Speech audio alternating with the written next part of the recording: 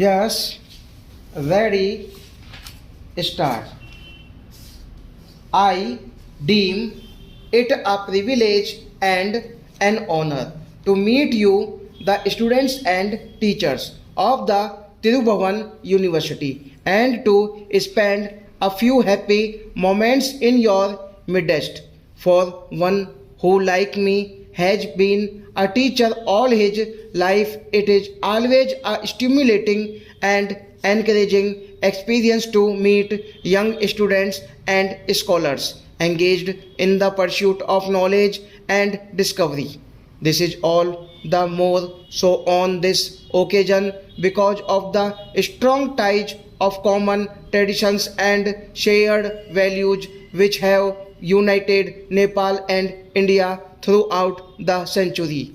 A university is a powerful instrument had only for all sided development of one's nation but for the progress of mankind as a whole. A university, said Pandit Jawaharlal Nehru, stands for humanism, for tolerance, for reason, for the adventure of ideas, and for the search of truth. It stands for the onward march of the human race towards even higher objectives, which it is the universities discharge their duties adequately, then it is well for the nation and the pupil. This university, named after the great father of the Nepalese nation, is developing in a manner worthy of all the universalism, modernism, and spirit of freedom and equality, and that he stood for.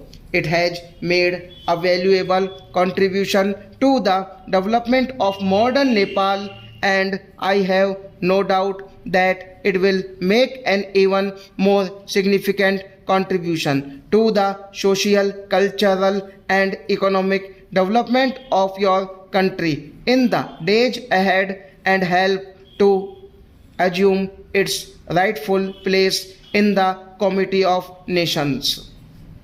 I am extremely happy that we in India have fully associated ourselves to the best of our ability in the building up of this great university from its very inception. We feel proud of this collaboration which has been of considerable benefit to ourselves. I feel particularly happy to be associated with the construction on this beautiful campus of a new building which has been named after Mahatma Gandhi, whose birth century year is now being celebrated in India and in several other countries of the world. Among other things, this building will provide a hall for discussion and discourses on religious and cultural subjects with special reference to the contribution made by Gandhiji in these fields. The people of India and Nepal as well as of other countries feel very close to Gandhiji for his principal teachings which have an eternal value. The developing countries of Asia, including Nepal and India, are now facing tremendous challenges in the field of development. They have to modernize their traditional social systems, maintaining what is good in the old and imbibing what is good in the new and harmonizing continuity with change. They have to develop agriculture and industry very rapidly and to secure quick economic growth which will ensure at least a minimum living standard to every citizen. They have also to strive to reduce the wide gap between their level of development and that of the industrially advanced countries.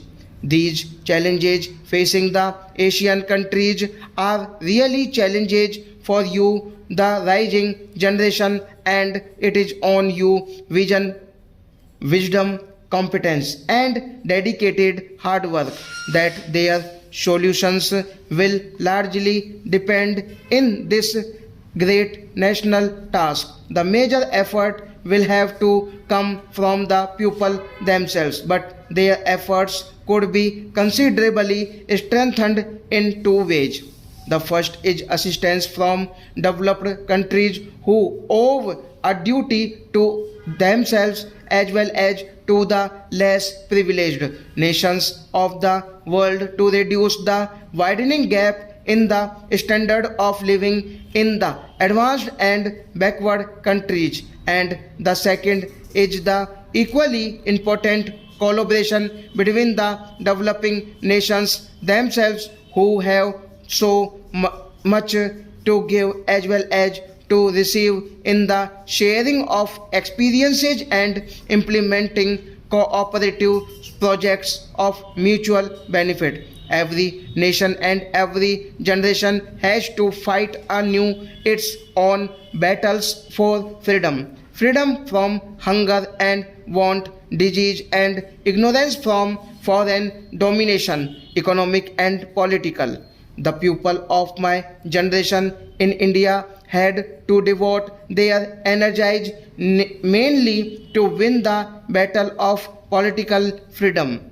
But now, the people of your generation, both in Nepal and in India, have to fight other and more difficult battles. The battles for freedom from ignorance, from hunger, from regarding poverty, and from all such other things that impede the full development of the human personality. I am very happy to find that the people of Nepal have accepted this challenge and that they also consider it an opportunity which should be met with strength, dignity, discipline, and fortitude.